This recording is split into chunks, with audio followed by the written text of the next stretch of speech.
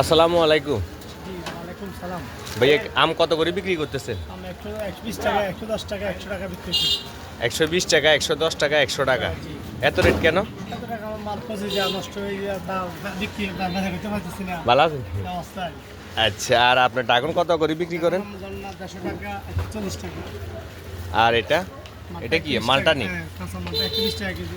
মালটা 120 টাকা। আর এগুলো আমরা কত করি? 40 টাকা কেজি। কেজি 50 টাকা। দেখতেছেন দরবেশের হাট সুপার মার্কেট মাদ্রাসার সামনে। তো কেমন চলতেছে ব্যবসা বাণিজ্য? এমনি খুব ঠান্ডা ভাইয়া। একদমই একদম চলে। নাই, কাঁচা কিনা একদম নাই, খুব খারাপ খারাপ। ব্যবসা তো এখন পুরোপুরি লস আই। লস আছে কালকে। এই যে আম দেখতেছি পচে যাইতেছে, নষ্ট হয়ে যাবে। ধরেন গরমের ভিতর সব নষ্ট হয়ে যায় আর বিক্রি যদি না হয়, আর একটু রেট বাড়তির কারণে কাস্টমার মূলত কিনতেছে না এখন, জি, একটু বাড়তি। কম কিনতেছে। বেচাকেনা কম হয়।